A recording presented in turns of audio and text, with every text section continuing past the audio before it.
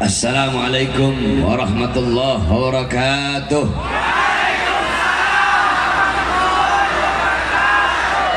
Bismillah wassalatu wassalam ala Rasulillah Muhammad ibni Abdullah wa ala alihi wa sahbihi wa man wala. Wa ba'd, yang saya cintai, yang saya muliakan, para alim ulama, para habaib, para kiai, para asatid, para tuan-tuan guru, para tokoh masyarakat, para aparat pemerintah, wabil khusus segenap para pimpinan 20 Majelis Taklim Gabungan Kota Langsa, yang saya cintai, yang saya muliakan, segenap panitia peringatan Maulid Nabi besar Muhammad, yang saya cintai, yang saya muliakan, Bapak Wali Kota Kota Langsa beserta seluruh para hadirin hadirat, bapak-bapak, ibu-ibu, khususnya para pemuda-pemudi sekalian, umat baginda Nabi besar Muhammad yang selalu dimuliakan oleh Allah Subhanahu wa taala. Saudara-saudara sekalian yang dimuliakan oleh Allah, alhamdulillah, segala puji dan syukur kehadirat Allah Subhanahu wa taala. Dialah Allah Subhanahu wa taala yang maha besar, yang besar selain Allah kecil. Dialah Allah Subhanahu wa taala yang maha kaya, yang kaya selain Allah miskin. Dialah Allah yang maha kuat, yang maha perkasa, yang kuat, yang perkasa selain Allah lemah. Dialah Allah yang maha melihat, yang melihat selain Allah buta terhadap warna-warna yang tersembunyi, buta terhadap warna-warna yang jauh. Dialah Allah yang maha mendengar, yang mendengar selain Allah tuli terhadap suara-suara yang jauh dan suara-suara yang dekat akan menulikannya. Dialah Allah Subhanahu wa taala yang dimana walaupun seluruh makhluk berbuat baik, tidak akan menambahkan sedikit pun keagungan di sisinya, dan walaupun seluruh makhluk berbuat dosa, tidak akan mengurangi sedikit pun keagungan di sisinya. Dialah Allah yang maha berilmu, yang berilmu selain Allah adalah pencari ilmu. Dialah Allah yang maha tahu, yang tahu selain Allah adalah pencari pengetahuan. Dialah Allah yang maha hidup, yang hidup selain Allah pasti akan tiada, pasti akan mati. Yang wujud selain Allah pasti akan hancur, pasti akan binasa. Dialah Allah yang maha berkuasa, yang berkuasa selain Allah kadang berkuasa dan kadang tidak berkuasa. Dialah Allah yang dimana pada malam hari yang mulia ini Allah Subhanahu wa ta'ala memilih kita dari sebagian banyak hamba-hambanya. Allah pilih kita sebagai hamba-hamba yang menyambut dengan gembira hari lahirnya kekasihnya, yaitu baginda Nabi besar Muhammad sallallahu alaihi wasallam. Saudara-saudara sekalian yang dimuliakan oleh Allah, kita duduk di ini majlis dalam rangka menyambut Maulid Nabi besar Muhammad sallallahu alaihi wasallam. Saya kagum dengan orang-orang yang ada di Langsa. Daerah-daerah lain belum bikin acara Maulid karena ini masih bulan Safar. Daerah-daerah lain bikin Maulid biasanya masuk bulan Rabiul Awal. Biasanya kalau masih Muharram sama Safar, daerah-daerah lain itu bikin acaranya acara Muharram.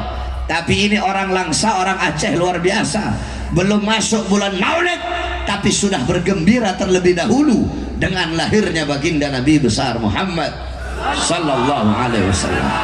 Maka saya berikan penghormatan yang sangat besar kepada seluruh masyarakat Langsa, khususnya para panitia yang telah dengan begitu luar biasanya, dengan begitu semangatnya memperingati acara Maulid baginda Nabi besar Muhammad sallallahu alaihi wasallam.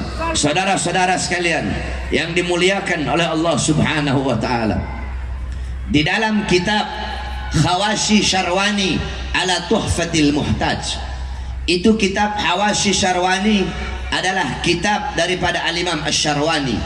Itu adalah hasyiah daripada kitab Tuhfatul Muhtaj Al-Imam Ibnu Hajar Al-Haytami.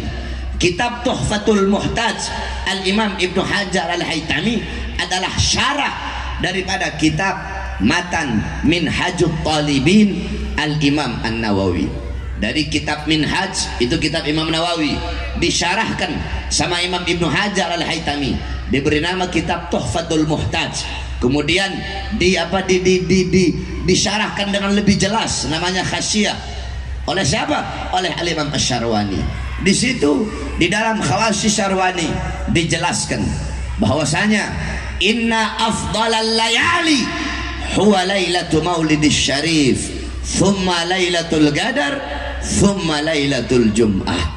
Dikatakan oleh beliau bahwasanya paling utamanya malam yang paling utama, malam yang paling agung, malam yang paling mulia dari seluruh malam-malam yang ada.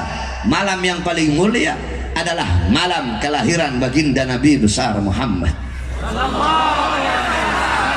Setelah malam kelahiran Nabi, baru malam Lailatul Qadar. Setelah malam Lailatul Qadar, baru malam Jumat. Pertanyaannya, kenapa malam lahirnya Nabi lebih utama daripada Lailatul Qadar?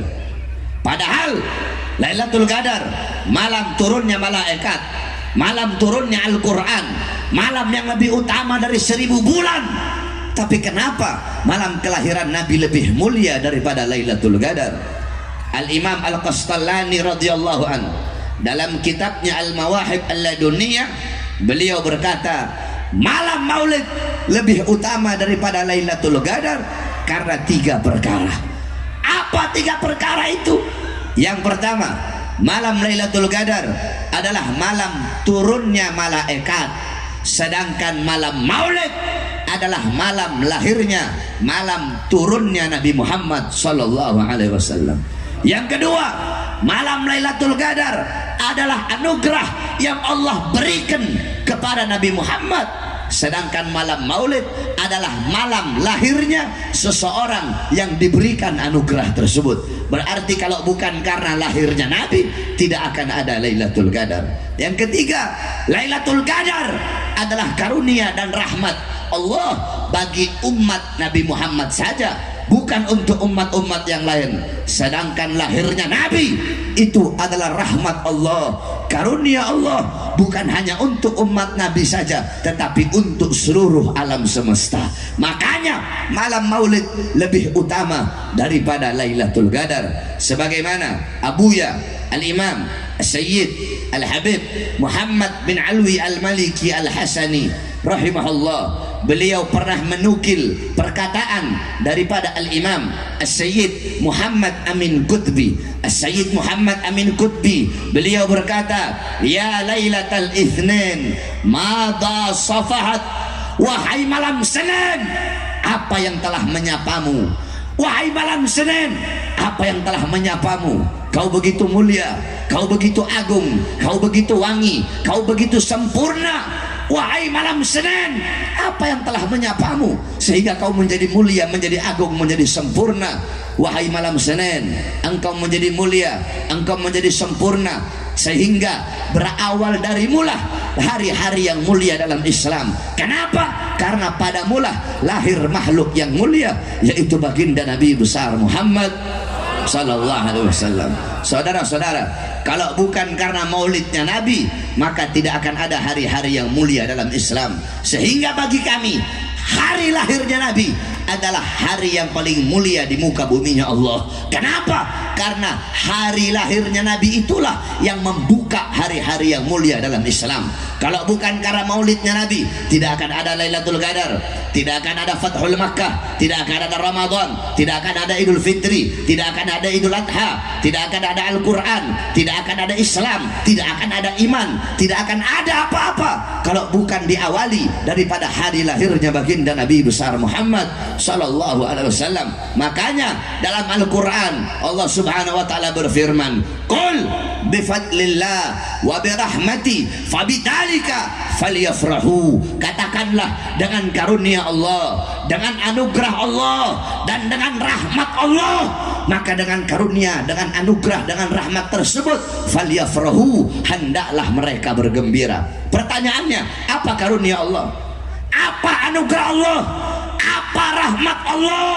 Saudara-saudara, dalam kitab tafsir Ma'alimut Tanzil Al-Imam Baghawi, dalam kitab tafsir Jami'ul Bayan Al-Imam Ibnu Jarir At-Tabari, dalam kitab tafsir Jami' lil Ahkam Al-Imam Qurtubi, kemudian dalam kitab tafsir Anwarut Tanzil Al-Imam Baydawi, kemudian dalam kitab tafsir Madarikut Tanzil Al-Imam An-Nasafi, kemudian dalam tafsir Jalalain Al-Imam Jalaluddin Al-Mahalli dan Al-Imam Jalaluddin As-Suyuti, dijelaskan karunia Allah dalam ayat tersebut adalah ilmu. Menurut sebagian ulama yang lain, karunia Allah dalam ayat tersebut adalah Al-Quran. Terus siapa rahmat Allah dalam ayat tersebut?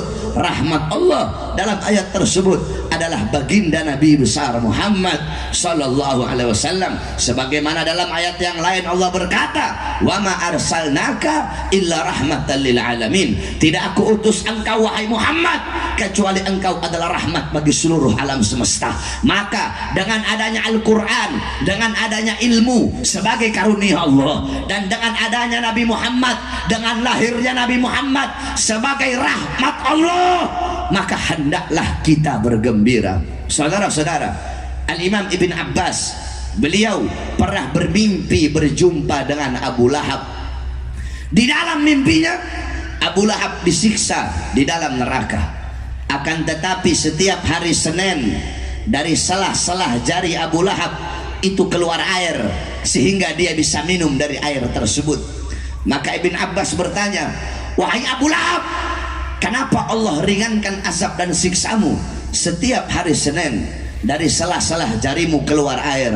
Apa kata Abu Lahab? Ya, Allah ringankan azab dan siksaku setiap hari Senin. Kenapa? Karena aku pernah bergembira dengan lahirnya Muhammad. Ketika itu aku punya budak namanya Suwaibah. Suwaibah datang membawa kabar kelahiran Muhammad. Ketika mendengar ponakanku lahir, aku sangat senang, aku sangat gembira. Saking senangnya aku, saking gembiranya aku merdekakan Suwaibah. Karena aku memerdekakan Suwaibah, karena dia membawa kabar kelahiran Muhammad, karena kegembiraan, kesenanganku sesaat atas lahirnya Muhammad, karena inilah Allah ringankan azab dan siksaku setiap hari Senin.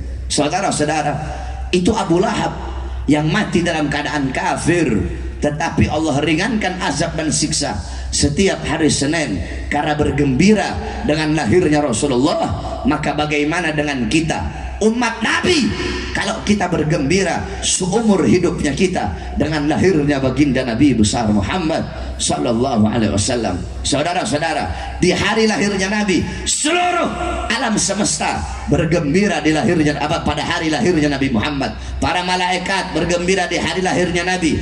Para bidadari berdandan, bidadari yang sudah cantik, mereka lebih mempercantik dirinya menyambut kelahiran Rasulullah. Para wildan, mereka menggelarkan permadani, menggelarkan intan permata untuk menyambut kelahiran Nabi Muhammad. Binatang-binatang, tumbuh-tumbuhan, seluruhnya bergembira dengan lahirnya Nabi, illa iblis, kecuali iblis. Iblis di hari lahirnya Nabi, dia berteriak sekencang-kencangnya. Tidak pernah iblis berteriak begitu kencang selain di hari lahirnya Nabi Muhammad. Kenapa iblis berteriak? Kenapa iblis menangis? Karena dia tahu musuh terbesarnya telah lahir, yaitu baginda Nabi besar Muhammad sallallahu alaihi wasallam. Oleh karenanya, saudara-saudara sekalian yang dimuliakan oleh Allah, kita duduk pada malam hari yang mulia ini bergembira dengan lahirnya Nabi. Tadi dibacakan Maulid Nabi Muhammad. Inti daripada Maulid yaitu diceritakan sejarah Nabi Muhammad. Inti daripada Maulid yaitu mengagungkan dan memuliakan hari kelahiran Nabi Muhammad. Ketahuilah saudara-saudara, sebelum kalian duduk di sini untuk bergembira dengan lahirnya Nabi, untuk mengagungkan, untuk memuliakan kelahiran Nabi, telah ada satu zat yang lebih dahulu memuliakan dan mengagungkan kelahiran Nabi Muhammad. Siapa itu? Allah Subhanahu wa taala. Cuma caranya Allah dan cara kita berbeda. Kalau cara kita memuliakan lahirnya Nabi dengan bikin acara maulid, dengan duduk di sini, dengar rawi, dengar maulid, dengar ceramah, dengar nasihat, itu cara kita bergembira dengan lahirnya Nabi. Allah punya cara sendiri untuk memuliakan dan mengagungkan kelahiran Nabi Muhammad. Bagaimana cara Allah memuliakan dan mengagungkan hari lahirnya Nabi? Yang pertama, saudara-saudara, di hari lahirnya Nabi, bahwasanya ketika itu Raja Habasyah datang ke Makkah, yakni lihadmil Ka'bah, untuk menghancurkan Ka'bah. Fa'ahlakallahul jaysh, kemudian Allah hancurkan pasukan gajah yang ingin menyerang Makkah. Ketika itu Raja Abraha, dia datang bawa pasukan gajah yang banyak untuk menghancurkan Ka'bah. Kemudian Allah mengutus burung ababil yang berasal dari neraka. Satu ekor burung membawa 3 buah batu. Satu batu ditaruh di mulutnya, satu batu di kaki kanannya, satu batu di kaki kirinya. Itu burung lemparkan itu batu, jatuh di tentara pasukan gajah, tembus sampai ke kaki, saudara-saudara. Allah hancurkan, Allah binasakan pasukan gajah pada hari lahirnya Nabi. Kenapa? Ikraman, untuk memuliakan dan mengagungkan kelahiran Nabi besar Muhammad sallallahu alaihi wasallam. Di hari lahirnya Nabi, kerajaan Romawi Allah hancurkan. Kenapa Allah hancurkan di hari lahirnya Nabi? Padahal bisa saja Allah hancurkan sebelum Nabi lahir atau sesudah Nabi lahir. Tapi kenapa di hari lahirnya Nabi? Takriman, ta'ziman li maulidir Rasul sallallahu alaihi wasallam, untuk memuliakan dan mengagungkan hari lahirnya baginda Nabi besar Muhammad sallallahu alaihi wasallam. Di hari lahirnya Nabi, api Majusi yang selama ribuan tahun tidak pernah padam, Allah padamkan di hari lahirnya Nabi. Kenapa kok di hari lahirnya Nabi? Padahal bisa saja, tidak mustahil bagi Allah kalau Allah mau padamkan sebelum Nabi lahir atau sesudah Nabi lahir. Tapi kenapa Allah padamkan di hari lahirnya Nabi? Takriman, ta'ziman, untuk memuliakan, untuk mengagungkan hari kelahiran baginda Nabi besar Muhammad sallallahu alaihi wasallam. Sumur-sumur yang kering memancarkan airnya di hari lahirnya Nabi. Pohon-pohon yang kering, pohon-pohon yang tandus berbuah kembali. Pohon kurma yang kering berbuah di hari lahirnya Nabi. Kenapa kok di hari lahirnya Nabi? Kenapa tidak di hari-hari yang lain? Untuk memuliakan dan mengagungkan kelahiran baginda Nabi besar Muhammad sallallahu alaihi wasallam. Di hari lahirnya Nabi, Allah subhanahu wa ta'ala memerintahkan para malaikat untuk menjaga pintu langit. Kenapa? Karena sebelum di hari lahirnya Nabi itu syaitan, jin, iblis, dia pergi ke langit untuk mencuri berita-berita gaib, kemudian dia berikan kepada para dukun-dukun. Di hari lahirnya Nabi, pintu langit Allah suruh malaikat jaga dengan membawa panah yang terbuat dari api, sehingga kalau ada setan, iblis, jin mau curi berita langit, dipanah sehingga mereka terbakar. Kenapa kok di hari lahirnya Nabi? Kenapa bukan di hari-hari yang lain? Untuk memuliakan dan mengagungkan kelahiran baginda Nabi besar Muhammad sallallahu alaihi wasallam. Nah, saudara-saudara, Allah saja memuliakan kelahirannya Nabi. Allah saja bergembira dengan lahirnya Nabi. Kita siapa kok tidak mau memuliakan, tidak mau mengagungkan kelahiran baginda Nabi besar Muhammad sallallahu alaihi wasallam? Bahkan banyak orang-orang bertanya, ngapain sih itu bikin-bikin acara maulid? Ngapain bikin-bikin acara maulid?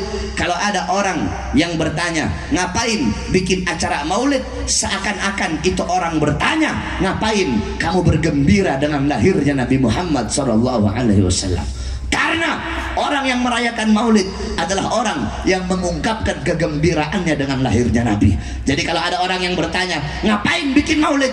Ngapain merayakan maulid? Sama seperti dia bertanya, ngapain bergembira dengan lahirnya Nabi Muhammad sallallahu alaihi wasallam? Tidak pantas perkataan seperti itu keluar dari lisan seseorang yang mengaku sebagai umat baginda Nabi besar Muhammad sallallahu alaihi wasallam. Di dalam acara maulid diceritakan sejarah Nabi Muhammad. Tadi baca maulid yang dibaca itu, maulid itu adalah kisahnya Nabi, diceritakan, dibacakan agar kita tahu bagaimana sejarahnya Nabi Muhammad. Nah, sebelum kita duduk di sini untuk mendengar cerita Nabi Muhammad, ketahuilah Allah sudah lebih dahulu menceritakan tentang Nabi Muhammad kepada nur para nabi dan nur para rasul. Apa dalilnya? An Jabir ibn Abdullah Al-Ansari radhiyallahu anhu qaal, qultu ya Rasulullah bi abi wa ummi akhbirni an awwali syai'in khalaqahu Allah qabla al-asya. Qala ya Jabir, khalaqallahu qabla al-asya nura nabiyyika Muhammadin sallallahu alaihi wasallam min nurih. Dari Jabir bin Abdullah Al-Ansar, beliau bertanya kepada Rasulullah, ya Rasulullah, demi ayahku, demi ibuku, akhbirni, beritahu aku ya Rasulullah, sebelum Allah ciptakan apa-apa, siapa makhluk yang pertama kali diciptakan oleh Allah subhanahu wa ta'ala. Kemudian Nabi Muhammad menjawab, ya Jabir, inna allaha khalaqa qabla al-asya. Wahai Jabir, sesungguhnya Allah telah menciptakan satu makhluk sebelum Allah ciptakan apa-apa. Belum ada sorga, belum ada neraka, belum ada langit, belum ada bumi, belum ada manusia, belum ada jin, belum ada syaitan, belum ada malaikat, belum ada khilman, belum ada wildan, belum ada lauhil mahfud, belum ada apa-apa. Yang ada hanya Allah subhanahu wa ta'ala. Siapa makhluk yang pertama kali diciptakan oleh Allah? Nura nabiyyika Muhammadin, cahaya kekasihmu, cahaya nabimu, yaitu cahaya baginda Nabi besar Muhammad. Khalaqa min nurih, yang Allah ciptakan dari cahaya Allah subhanahu wa ta'ala. Makhluk yang pertama kali diciptakan oleh Allah adalah cahaya Nabi Muhammad. Setelah Allah ciptakan cahaya Nabi, baru Allah ciptakan cahaya para nabi dan rasul yang lain. Allah ciptakan cahaya Nabi Adam, cahaya Nabi Nuh, Nabi Syed, cahaya Nabi Adam, Nabi Syed, Nabi Allah Nuh, Nabi Idris, Nabi seluruh para nabi. Setelah Allah ciptakan cahaya para nabi, Allah jejerkan cahaya para nabi dan cahaya para rasul. Setelah Allah jejerkan, Allah suruh mereka berbaris. Kemudian Allah perintahkan cahaya Nabi Muhammad untuk lewat di atas cahaya para nabi dan cahaya para rasul. Ketika cahaya Nabi Muhammad lewat, tiba-tiba mereka, cahaya para nabi dan cahaya para rasul, bertanya, ya Allah, cahaya siapa yang barusan itu lewat? Kenapa cahayanya begitu terang? Cahayanya menyilaukan pandangan mata kami. Apa kata Allah? Hadza nur habibi Ahmad ismuhu fis sama, Muhammad ismuhu fil ard, huwa akhirul anbiya wa imamur rasul, ahlaquhul Quran. Kata Allah, ini adalah cahaya kekasihku. Ahmad namanya di langit, Muhammad namanya di bumi. Dia adalah akhir para nabi, dia pemimpin para rasul, akhlaknya adalah Quran. Allah menceritakan kisah Nabi Muhammad. Allah menceritakan siapa itu Nabi Muhammad di hadapan cahaya para nabi dan cahaya para rasul. Jadi sebelum kita duduk di sini untuk mendengarkan kisah Nabi Muhammad, cahaya para nabi dan cahaya para rasul telah lebih dahulu mendengar siapa itu Nabi Muhammad, dan tidak ada yang lebih baik bercerita dan berkata selain daripada Allah subhanahu wa ta'ala. Allah ceritakan kepada mereka siapa itu baginda Nabi besar Muhammad. Makanya jangan heran kenapa para nabi, para rasul, mereka itu sudah tahu, mereka telah mengenal siapa Nabi Muhammad. Walaupun sebelum Nabi Muhammad diutus, mereka sudah mengenal siapa itu Nabi Muhammad SAW. Makanya kata Nabi apa? Ana awwaluhum fil khalaq wa akhirahum fil ba'ts. Aku adalah yang pertama kali dalam penciptaan dan aku yang terakhir kali dalam pengutusan. Para nabi, para rasul, mereka semua telah mengenal siapa Nabi Muhammad SAW. Contoh Nabi Adam alaihissalam. Nabi Adam Allah turunkan di India. Siti Hawa Allah turunkan di Jeddah. Iblis Allah turunkan di Basrah. Nabi Adam Allah turunkan di India, di bawah kaki gunung Himalaya. Selama ratusan tahun Nabi Adam bertaubat kepada Allah, belum Allah terima taubatnya. Ketika Nabi Adam berada di kota Mekah, baru Allah terima taubatnya. Kenapa Allah terima taubat beliau? Karena beliau membawa nama baginda Nabi besar Muhammad sallallahu alaihi wasallam. Apa kata Nabi Adam? Ya Rabb, bihaqqi Muhammad, ya Allah, demi hak Muhammad, demi kebenaran Muhammad, demi keagungan Muhammad, demi kemuliaan Muhammad, ampuni dosaku ya Allah. Qalallah ya Adam, kaifa arafta Muhammad? Wahai Adam, dari mana engkau mengenal Muhammad? Dari mana engkau mengetahui Muhammad? Qala Adam, ya Rab, innaka lamma khalaqtani rafa'tu ra'si wa ra'aitu ala qawaimil 'arsy maktub la ilaha illallah Muhammadur Rasulullah. Ya Allah, ketika engkau ciptakan aku, ketika kau ciptakan aku mengangkat kepalaku ke langit. Apa aku mengangkat kepalaku? Aku melihat di tiang-tiang arsy, di dinding-dinding arsy, di tiang-tiang sorga tertulis kalimat la ilaha illallah Muhammad Rasulullah. Dari sinilah aku tahu tidak mungkin engkau meletakkan nama makhluk di samping namamu, kecuali pasti makhluk itu makhluk yang sangat berarti di sisimu, kecuali makhluk itu makhluk yang paling engkau cintai. Makanya aku bawa nama Muhammad dalam pertaubatanku kepadamu dengan harapan agar engkau menerima taubatku. Apa kata Allah? Shadaqta ya Adam. Betul, benar apa yang kamu katakan itu wahai Adam. Kalau kamu bermohon kepadaku dengan membawa nama Muhammad, ketahuilah telah aku ampuni dosamu dan aku terima taubatmu wahai Adam. Nabi Adam mengenal Nabi Muhammad SAW. Nabi Musa beliau naik ke atas Tur Sina, naik ke atas bukit Sina, bermohon kepada Allah, ya Allah, aku ingin melihat cahayamu, ya Allah, aku ingin melihat zatmu. Apa kata Allah? Wahai Musa, kau tidak akan sanggup, kau tidak akan kuat wahai Musa. Ketahuilah antara diriku dengan hamba-hambaku ditutupi dengan 70.000 hijab, 70.000 penghalang yang menutupi antara diriku dengan hamba-hambaku. Al-Imam Ghazali menjelaskan, setiap penghalang Allah ciptakan dari cahaya, dari air, dan dari kegelapan. Di dalam penghalang Allah ada suara air. Andaikan kita, Allah izinkan telinga kita untuk mendengar suara gemuruh air yang ada dalam penghalang Allah, saking ketakutan pasti hati kita akan copot dari badan, saudara-saudara. Andaikan Allah buka satu penghalang, Allah perlihatkan kepada gunung, gunung akan hancur jadi abu. Nah, apa kata Allah? 70.000 penghalang ini tidak akan aku buka untuk siapapun kecuali untuk Muhammad dan untuk umat Muhammad. Apa kata Nabi Musa? Ya Allah, aku tidak bisa menjadi Muhammad, maka jadikanlah aku bagian daripada umat Muhammad. Nabi Musa mengenal siapa Rasulullah Sallallahu Alaihi Wasallam. Para nabi, para rasul terdahulu mengenal Nabi Muhammad. Kita umatnya tidak mengenal siapa itu baginda Nabi besar Muhammad Sallallahu Alaihi Wasallam.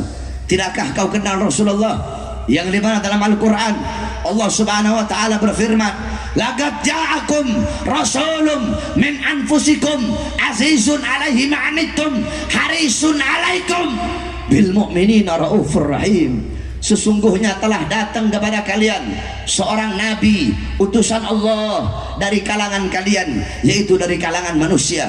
Dia bersedih atas penderitaan kalian. Apa yang kalian rasakan dia rasakan. Berat bagi dia atas penderitaan kalian, kesusahan kalian. Dia menjaga kalian, menjaga akidah kalian, tauhid kalian. Dia Rasulullah menjaga keimanan kalian. Kepada orang-orang yang beriman dia sangat berkasih sayang. Tidakkah engkau mengenal siapa Rasulullah SAW? Beliau adalah seorang manusia yang dimana pernah 3 hari 3 malam kelaparan, 3 hari 3 malam tidak makan, 3 hari 3 malam mengganjal perutnya dengan sebongkah batu. Beliau kelaparan bukan untuk keluarganya, bukan untuk anak cucunya, bukan untuk sahabatnya, tetapi beliau kelaparan demi kalian sebagai umatnya. Tidakkah kalian mengenal beliau Rasulullah? Pipinya pernah tertusuk tulang tembus sampai ke sebelah. Demi siapa? Demi kalian sebagai umatnya. Beliau seorang manusia yang dimana Sayyidatuna Aisyah radhiyallahu anha beliau berkata, ya man lam yalbisal harir wa lam yanam alal firashal wathir, ya man kharaja minad dunya walam yashba' batnahu walau bi khubzis sa'ir, ya man lam yanam tulal layali min khafin nari sa'ir. Apa kata Sayyidah Aisyah? Wahai seorang manusia yang tidak pernah berpakaian sutra, wahai seorang manusia yang tidak pernah tidur di atas kasur. Wahai seorang manusia yang tidur di yang tidak pernah tidur di atas kasur, yakni tidurnya selalu di atas tikar. Wahai seorang manusia yang wafat, yang meninggal dunia dalam keadaan perutnya kosong, belum masuk sesuatu apapun, walaupun sekadar roti yang kering. Nabi Muhammad kesusahan, Nabi Muhammad kelaparan, Nabi Muhammad menderita, Nabi Muhammad berdakwah. Lupakah kalian ketika beliau pergi ke kota Taif, dilempari, beliau dihujani dengan lemparan batu. Ketika darah beliau akan menetes, beliau tampung darah tersebut agar tidak jatuh di atas tanah Taif. Sahabat berkata, ya Rasulullah, kenapa kau tampung darahmu ya Rasulullah? Apa kata Rasulullah? Andaikan darahku jatuh di atas tanah Taif, maka penduduk Taif akan ditenggelamkan oleh buminya Allah Subhanahu wa taala, sedangkan mereka adalah umatku. Tidakkah kalian tahu bagaimana kecintaan Nabi Muhammad kepada kalian? Kecintaan Nabi kepada kalian lebih besar daripada kecintaan bapak ibu kalian kepada kalian, lebih besar daripada kecintaan istri-istri kalian kepada kalian, suami kalian kepada kalian, anak-anak kalian kepada kalian. Nabi Muhammad SAW yang dimana dijelaskan bahwasanya Sayyidina Ali bin Abi Thalib radhiyallahu an, inna Rasulullah SAW fi akhir nafsi harragat syafataihi marrataini falgaitu sam'i fasami'tuhu yaqul ummati ummati ummati faqabidha Rasul sallallahu alaihi wasallam. Apa kata Sayyidina Ali bin Abi Thalib? Nabi Muhammad di akhir hayatnya, aku melihat bibir beliau bergerak dengan 2 kali gerakan. Kemudian aku dekatkan telingaku, aku mendengar beliau berkata, ummati umatku, ummati umatku, umatku. Kemudian meninggal Nabi Muhammad SAW. Ketika itu Allah berkata kepada Jibril, wahai Jibril, turunlah engkau, sampaikan kepada Muhammad, apakah Muhammad memilih dunia atau memilih aku? Kalau dia memilih dunia, sampaikan kepadanya, akan aku panjangkan umurnya. Tapi kalau dia memilih aku, sampaikan kepadanya, hari ini akan datang kematiannya. Turun Jibril alaihissalam. Ketika itu Rasulullah berada di atas kasur, sedang dalam keadaan sakit di rumah Sayyidatuna Aisyah. Apa kata Jibril? Ya Rasulullah, Tuhanmu memberikan kepadamu 2 pilihan. Apakah kau akan memilih dunia atau memilih Allah Subhanahu wa taala? Apa kata Jibril? Apa kata Nabi? Apa jawabnya Nabi? Tentu aku lebih memilih Allah Subhanahu wa taala. Sampaikan kepada Tuhanku, aku lebih memilih Allah daripada dunia, karena dunia bukanlah tempatku. Tempatku ketika ruhku berpindah kepada Allah, maka itu adalah tempatku yang sebenarnya. Maka Jibril membawa pesan Nabi Muhammad. Allah berkata kepada Israel, wahai Israel, turunlah engkau dengan perintahku, pasanglah sebaik-baiknya wajah, pasanglah sebaik-baiknya senyuman. Engkau turun, engkau akan mencabut nyawa makhluk yang paling mulia. Engkau izin dulu kepadanya, mau tidak dia dicabut nyawanya. Kalau dia mau, kau cabut. Kalau dia tidak mau, maka jangan kau cabut, kembalilah engkau kepadaku. Turun malaikat Israel dengan perintah Allah. Di Israel tidak langsung masuk rumah Rasulullah, dia ketuk pintu Nabi Muhammad. Assalamualaikum ya Rasulullah. Pintu rumah dibuka oleh Sayyidatuna Fatimah. Fatimah berkata, siapa engkau? Tidakkah kau melihat ayahku sedang terbaring sakit?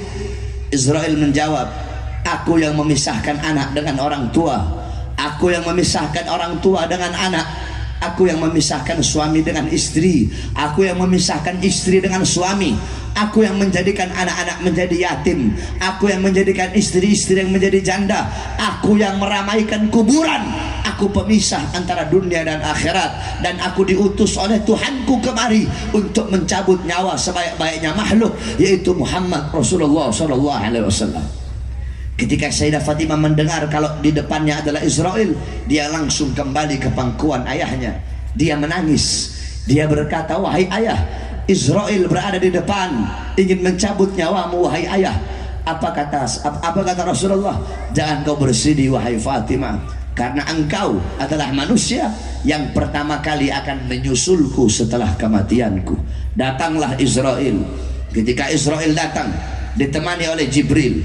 Ketika akan dicabut oleh Israel, Nabi Muhammad berkata, "Ya Khalili Jibril, wahai kekasihku Jibril, aku belum puas meninggalkan umatku kalau Allah belum memberikan jaminan kepada umatku."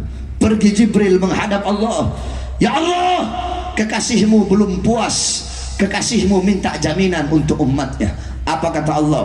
Fa'auhallahu ta'ala ala Jibril, "Basyirhu ya Jibril, innal jannah muharramatun alal umam qabla an tadkhuluha ummatuh." Wahai Jibril, sampaikan kepada Muhammad, jaminan dariku, surga aku haramkan untuk dimasuki oleh siapapun sebelum surga dimasuki oleh umat Muhammad. Ini jaminan dariku. Nabi Muhammad pada saat detik terakhir nafasnya tidak memikirkan nasibnya. Yang beliau fikirkan nasib kalian sebagai umatnya. Akhirnya dicabutlah nyawa makhluk yang mulia tersebut. Dicabut nyawa Rasulullah. Ketika nyawa tersebut sampai di betis, Nabi berkata, apakah seperti ini rasa sakit sakratul maut? Kemudian Allah Subhanahu wa ta'ala memerintahkan kepada seluruh malaikat yang ada di langit untuk turun ke bumi untuk menyampaikan kepada Rasulullah bahwasanya telah diangkat kesusahan-kesusahannya ketika sakratul maut, dan disampaikan kepada Muhammad bahwasanya sakratul maut itu lebih sakit daripada ditancapkan ribuan pedang. Kemudian Nabi Muhammad berkata, apakah rasa sakit seperti ini juga yang nanti akan dialami oleh umatku ketika sakratul maut? Apa jawab Israel? Iya ya Rasulullah, rasa sakit seperti ini, bahkan lebih sakit dari ini ya Rasulullah. Nabi Muhammad mengusap pipinya, ada air sebuah cawan di samping, beliau letakkan tangannya di cawan yang berisi air itu, kemudian beliau usapkan itu air di muka beliau. Kemudian beliau mengangkat tangan. Doa terakhirnya Nabi Muhammad SAW, doa yang menutupi kepergian Rasulullah SAW. Apa doa beliau? Allahumma khaffif ala ummati fi sakratil maut, Allahumma khaffif ala ummati fi sakratil maut wa thaqqil alayya. Ya Allah, ya Rabb, ringankanlah, permudahkanlah sakratul maut umatku dan beratkanlah untukku. Ya Allah, ya Rabb, aku menanggung sakratul maut umatku. Berikan rasa sakit mereka, berikan beban penderitaan sakratul maut umatku ya Allah. Umatku tidak akan kuat, umatku tidak akan sanggup. Biar aku nabi mereka, aku pemimpin mereka, aku penanggung jawab mereka. Biar aku menanggung seluruh rasa sakit sakratul maut umatku ya Allah. Jangan kau berikan rasa sakit sakratul maut kepada umatku ya Allah. Apa yang telah kau berikan untuk Rasulullah? Apa yang telah kau korbankan untuk Nabi Muhammad? Nabi Muhammad berjuang mati-matian, pagi, siang, sore, malam berdakwah, berdarah. Demi siapa? Demi kalian. Agar apa? Agar iman sampai, agar Islam sampai, agar takwa sampai, agar syariat Islam sampai, agar masjid sampai, agar ulama sampai, agar Al-Quran sampai, agar ilmu, amal, adab, warok sampai, ikhlas sampai, takwa sampai, amar ma'ruf sampai, jihad sampai, nahi mungkar sampai kepada kalian. Itu semua berkat perjuangan Rasulullah. Tetapi setelah itu semua sampai, malah kalian sia-siakan, malah kalian campakkan. Kalian lebih berat kepada urusan dunia daripada urusan-urusan yang menggembirakan hati baginda Nabi besar Muhammad sallallahu alaihi wasallam. Oleh karenanya, saudara-saudaraku sekalian yang dimuliakan oleh Allah Subhanahu wa taala, dengan adanya acara Maulid yang mulia ini, maka jadilah kita umat Nabi yang bisa menggembirakan Nabi Muhammad. Dengan apa? Dengan mengikuti syariatnya, dengan taat kepada aturan-aturannya, dengan mengikuti sunnah-sunnah daripada baginda Nabi besar Muhammad. Jangan engkau jauh dari ulama, jangan engkau jauh dari orang-orang saleh. Kenapa? Karena para ulama itu adalah pewaris daripada keilmuan baginda Nabi besar Muhammad sallallahu alaihi wasallam. Nabi Muhammad tidak mewariskan harta, pangkat, jabatan, tahta, kekuasaan. Bukan itu warisannya Nabi. Warisannya Nabi adalah ilmu yang dibawa oleh para ulama. Oleh karenanya, jangan engkau jauh dari ulama, jangan engkau jauh dari orang-orang saleh. Tinggalkan perbuatan dosa, tinggalkan perbuatan maksiat. Tuba liman kana targud dunya qabla an taraktah wa bana gabrahu qabla an yadkhulah wa arda rabbahu qabla an yalqah. Sungguh beruntung, sungguh berbahagia bagi orang-orang yang meninggalkan dunia sebelum dunia yang meninggalkannya. Apa maksudnya meninggalkan dunia? Tinggalkan perbuatan dosa, tinggalkan perbuatan maksiat, tinggalkan perbuatan-perbuatan yang dilarang oleh Allah Subhanahu wa taala. Kita orang-orang sekarang sibuk dengan urusan dunia, sibuk dengan urusan harta, pagi siang sore malam cari uang, pagi siang sore malam cari harta, pagi siang sore malam melayani dunia, pagi siang sore malam jadi budak-budak dunia. Kamu bersungguh-sungguh mencari sesuatu yang telah dijamin oleh Allah, tetapi sorga yang belum dijamin kamu tidak sungguh-sungguh untuk mencarinya.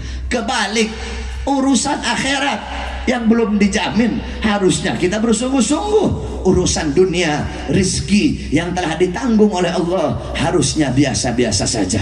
Oleh karenanya, tinggalkan dunia. Sebelum apa? Sebelum dunia yang meninggalkan kita. Maksudnya apa? Sebelum mati, saudara-saudara.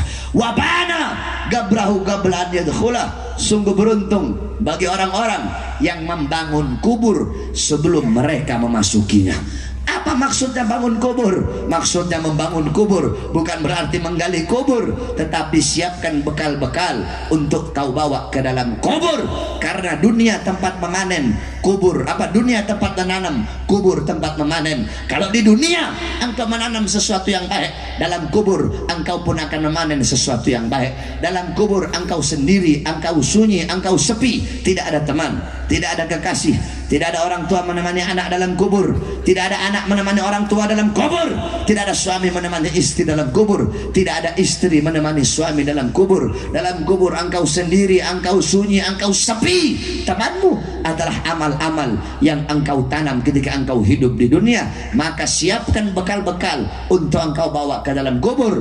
Wa arda rabbahu qabla an yalqah. Dan sungguh beruntung bagi orang-orang yang ridha kepada Tuhannya sebelum dia berjumpa dengan Tuhannya. Oleh karenanya, saudara-saudara sekalian yang dimuliakan oleh Allah Subhanahu wa taala, di tahun baru Islam ini 1440 Hijriah, kita harus menjadi orang-orang yang hijrah. Jangan sama dengan tahun kemarin. Kalau tahun kemarin dan tahun sekarang sama, tidak bertambah ketaatan, tidak bertambah kepatuhan, tidak bertambah ketakwaan, maka berarti selama 1 tahun kemarin kita tidak mendapatkan keberkahan. Sebab kenapa? Al-barakah, keberkahan itu bukan bertambah harta, bukan bertambah umur, bukan bertambah waktu. Al-barakah tuzidukum fit ta'ah. Barokah adalah bertambahnya ketaatan dan kepatuhan kepada Allah Subhanahu wa taala. Hijrahlah engkau. Sebab ketika kita berbicara tentang tahun baru Hijriah, maka tidak akan pernah bisa dilepaskan daripada hijrah Nabi Muhammad. Sebab kenapa? Sebab Hijriah, tahun Hijriah itu diambil dari kata hijrah, sebagaimana dijelaskan para ulama dalam kitab tarikh Al-Imam Ibnu Jarir At-Tabari, dalam kitab tarikh Syiarul A'lam An-Nubala karangan Al-Imam Az-Zahabi, dalam kitab tarikh Al-Bidayah wan Nihayah karangan Al-Imam Ibnu Katsir, dijelaskan dulu orang Arab jahiliyah, bahkan sampai di zaman Nabi, sampai di zaman Sayyidina Abu Bakar, sampai di zaman Khalifah Umar bin Khattab di tahun kedua menjabat sebagai khalifah, umat Islam tidak punya tahun. Jadi umat Islam itu nggak punya tahun. Mereka pakai kalender Komariah berdasarkan hitungan bulan. Mereka tahu Rajab, Sya'ban, Ramadan, Syawal, Dzulqa'dah, Dzulhijjah, Muharram, Safar, Rabiul Awal, tapi tidak ada tahun. Sehingga ketika itu penamaan tahun, mereka menamakan tahun sesuai dengan kejadian terbesar yang terjadi pada tahun tersebut. Contoh, ada namanya Amul Fil, tahun gajah. Kenapa? dinamakan tahun gajah? Wa summiya amal fil li'anna malikal habasyah ja'a ilal Makkah wa kana fihi filun adim lihadmil Ka'bah. Dinamakan tahun gajah karena pada tahun tersebut Raja Habasyah datang ke Mekah menghancurkan Ka'bah membawa pasukan gajah yang besar. Sepanjang tahun kejadian terbesar adalah datangnya pasukan gajah, makanya tahun tersebut dinamakan tahun gajah. Ada namanya Sanatul Izni, tahun izin. Kenapa dinamakan tahun izin? Karena pada tahun tersebut Nabi Muhammad diizinkan untuk hijrah. Ada namanya Sanatul Amri, tahun perintah. Kenapa dinamakan tahun perintah? Karena pada tahun tersebut Nabi Muhammad diperintahkan untuk memerangi orang-orang musyrik. Ada namanya Sanah Tajdidul Ka'bah, tahun renovasi Ka'bah. Kenapa dinamakan tahun renovasi Ka'bah? Karena kejadian terbesar sepanjang tahun itu Mekah banjir sehingga Ka'bah ada beberapa bagiannya yang rusak, kemudian diperbaharui dan diperbaiki. Begitu terus setiap tahun dengan nama yang berbeda-beda. Sanatul Zilzal, Sanatul Zalazil, Sanatul Tamhis, terus sampai di zaman Khalifah Umar bin Khattab. Ketika Khalifah Umar bin Khattab menjabat sebagai khalifah di tahun kedua, ketika itu beliau menulis surat kepada Abu Musa al-Ash'ari yang isi suratnya, innahu yu'tina min amiril mu'minin kitaban maktubun fihi Sya'ban walam nadri ayu syai'in na'mal ahwa Sya'banul madi Sya'banul an atau Sya'ban istiqbal. Kata-kata apa dalam kitab beliau Abu Musa al-Ash'ari berkata, sesungguhnya didatangkan kepada kami sebuah tulisan yang berasal dari Amirul Mukminin Umar bin Khattab. Dalam tulisan tersebut, dalam surat tersebut tertulis bulannya bulan Sya'ban, tapi kami tidak tahu apa yang harus kami lakukan. Apakah Sya'ban tahun kemarin, Sya'ban tahun sekarang, atau Sya'ban tahun depan? Karena tidak ada tahunnya ketika itu, hanya tulis Sya'ban, nggak tahu Sya'ban tahun kemarin, Sya'ban tahun sekarang, atau Sya'ban tahun depan. Ketika Sayyidina Umar mendengar tersebut, beliau berkata apa? Du'u linnas syai'an li'arifunahu. Letakkan bagi manusia sesuatu yang dimana dengan sesuatu itu manusia bisa mengenal. Maksudnya apa? Bikin kalender, bikin tahun buat umat Islam. Fa istasyara Umar ma'al ashab. Kemudian Sayyidina Umar bin Khattab bermusyawarah dengan para sahabat. Ketika beliau bermusyawarah, ada sahabat yang usul, tetapkan tahun umat Islam mulai dari lahirnya Nabi Muhammad. Ada lagi yang usul, tetapkan tahun umat Islam mulai dari wafatnya Nabi Muhammad. Ada lagi yang usul, tetapkan tahun umat Islam mulai dari Nabi Muhammad diangkat menjadi nabi. Dari sekian banyak usulan, usulan yang diterima adalah usulan Sayyidina Ali bin Abi Thalib. Apa usulan beliau? Usulan beliau, tetapkan tahun bagi umat Islam mulai dari kita meninggalkan negeri berhala.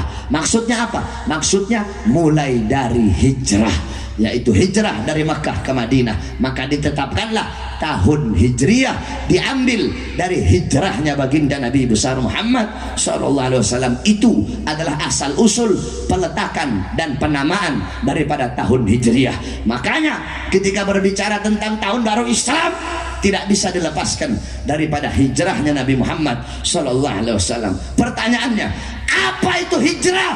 Hijrah, para ulama berbeda pendapat tentang hijrah. Al-Imam Suyuti beliau berkata al-hijrah intiqal an syai' ila syai'. Al-Imam Qurtubi berkata al-hijrah intiqal min mawdi' ila mawdi' wa qasdu tarkil awal itharan litsani. Al-Imam Mujahid berkata al-hijrah tarku diyarahum in khafal fitnah wal i'tidari fi dzatillah. Terlalu panjang kalau saya mau jelaskan dan saya artikan.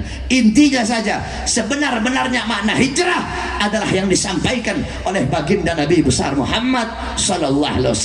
Apa hijrah menurut Nabi? Al-muhajir man hajara ila mana Allahu anhu. Orang-orang yang berhijrah adalah orang-orang yang meninggalkan apa-apa yang dilarang oleh Allah Subhanahu wa taala, meninggalkan perbuatan dosa, meninggalkan perbuatan maksiat. Allah larang mabuk, kamu tidak mabuk, kamu tinggalkan mabuk, berarti kamu orang yang berhijrah. Allah larang zina, kamu tinggalkan zina, berarti kamu orang yang berhijrah.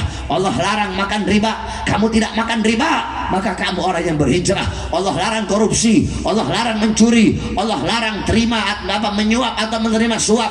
Kamu tidak terima itu, kamu tidak melakukan itu, maka kamu orang yang berhijrah. Setiap orang yang meninggalkan perbuatan dosa, maka orang tersebut disebut orang yang berhijrah kepada Allah Subhanahu wa taala. Makanya di tahun baru Islam 1440 Hijriah ini, ayo kita hijrah. Hijrah dari apa?